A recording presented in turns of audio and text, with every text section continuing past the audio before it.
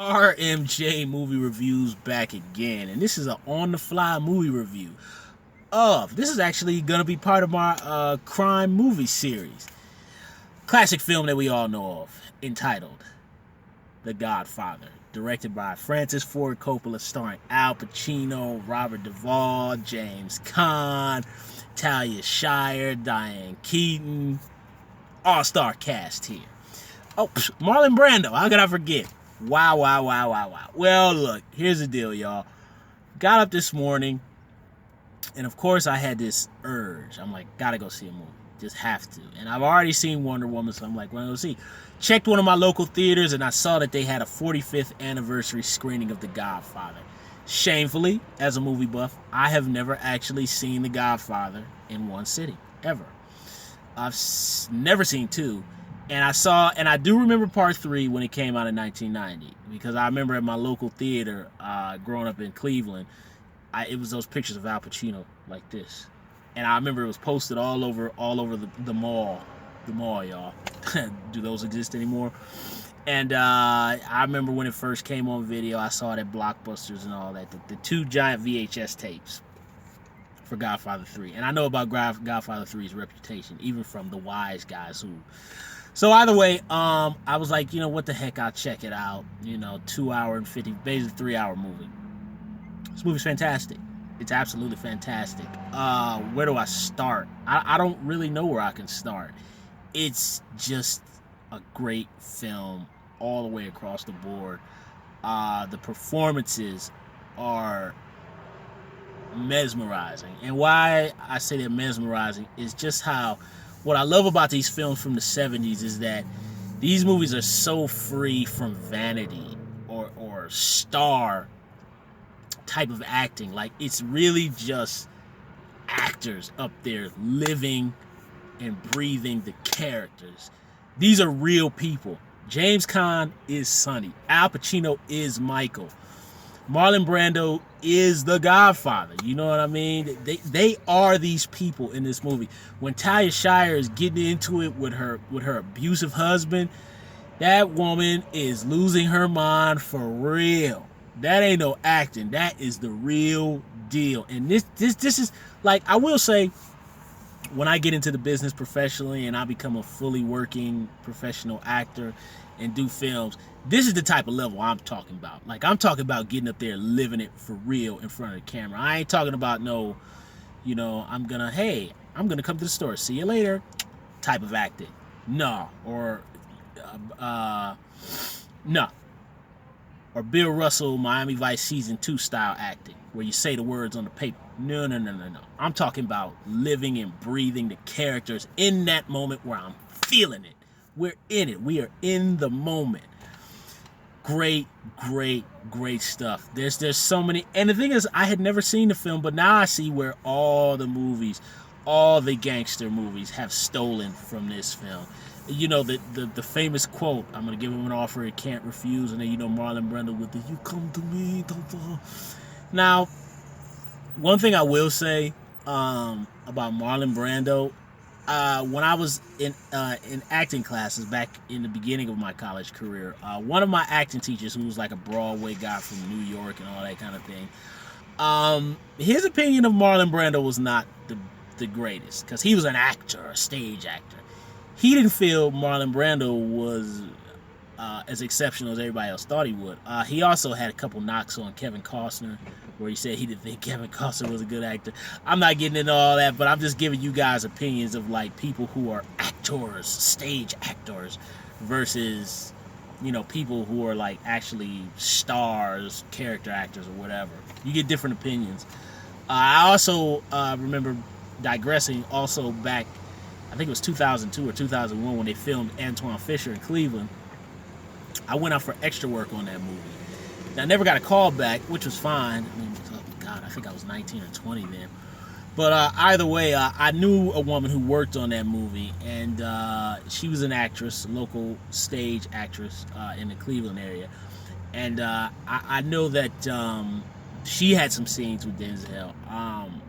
All I know is, direct quote from her mouth, this ain't me, this is her. She said, well, we was just making him look good. Take it as you may. I don't know if that's being bitter or whatever. That's what the person said.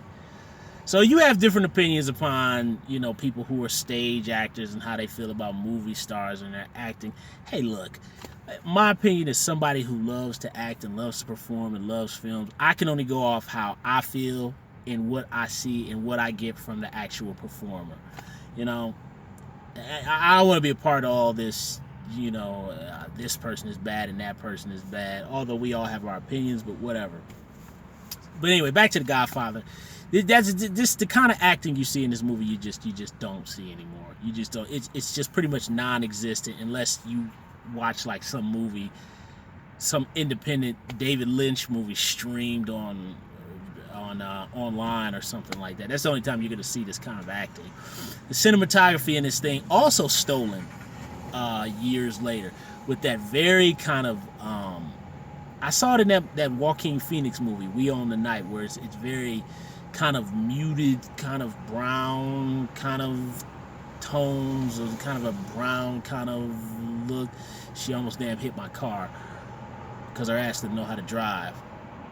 God, sorry y'all. But these very muted kind of brown kind of colors, gritty kind of look. You also saw that movie The Yard with Mark Wahlberg. Joaquin Phoenix was in that movie. I think it's the same director. But I really love the cinematography. And I see how all the gangster kind of movies have stolen from this movie. And of course, again, I love how the camera scenes take their time. That's the difference with these 70s movies. The scenes take their time. With when the camera sits there, you feel like you're in the room with them observing real people. It's not like now where like it's a cut to close up angle.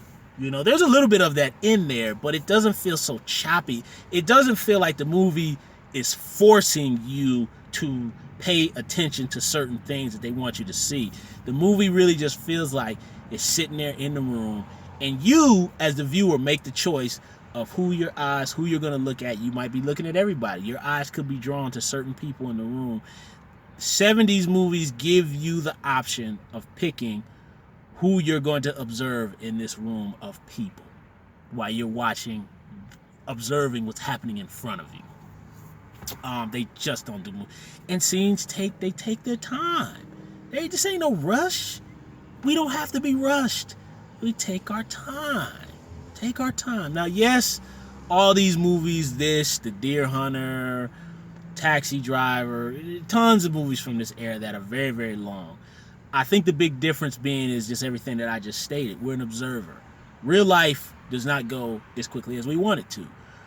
When we apply for that brand new job, we don't get that call back when we want to. It could be 6 or 7. It could be months before we get a call back. It could be months before we get approved for our house.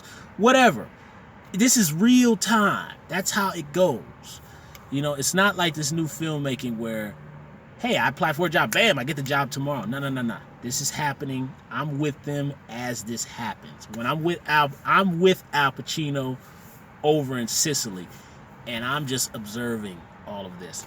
And I do love that scene where his wife in Sicily just gets blown up. That was the funniest thing. Where I love how he's like, hey, my man, what you doing? I thought you were supposed to be helping out my wife in the car. He's like, where you going?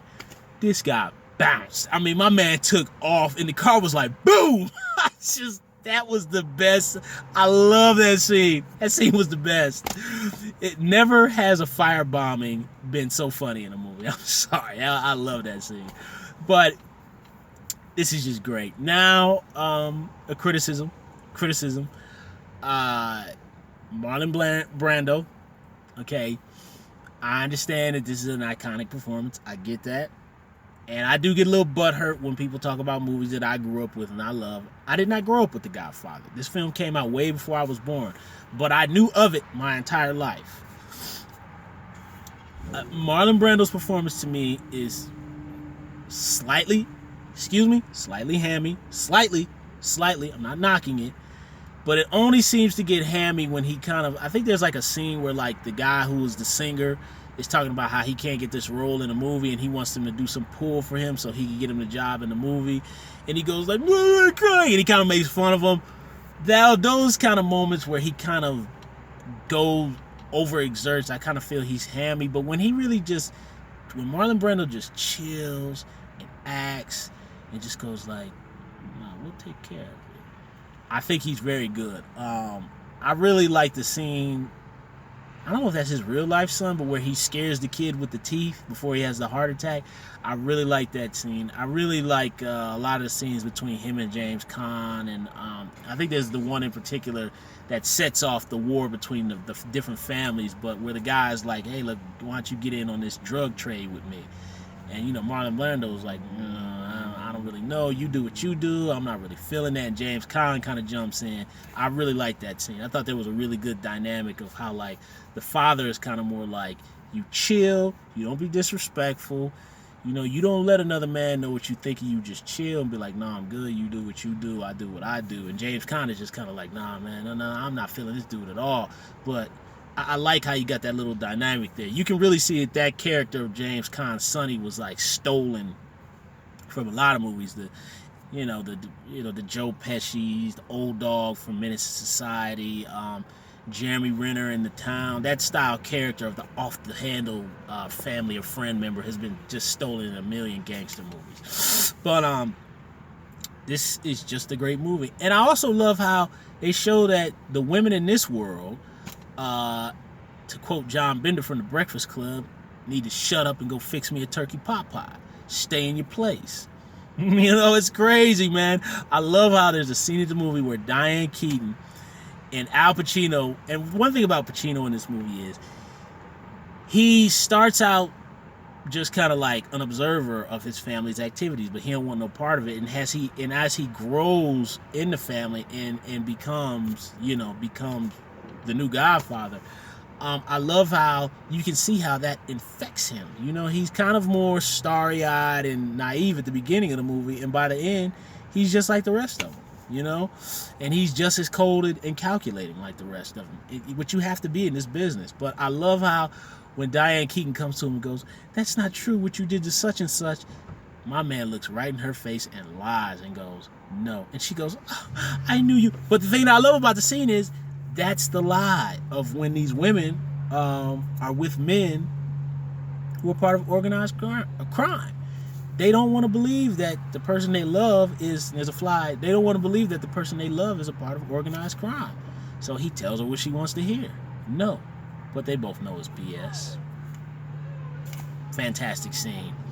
Thumbs up the video, subscribe to the channel, share the video, hit the bell to be notified when I have new videos, and leave comments down below about this classic film. RMJ Movie Reviews, I'll see you guys soon.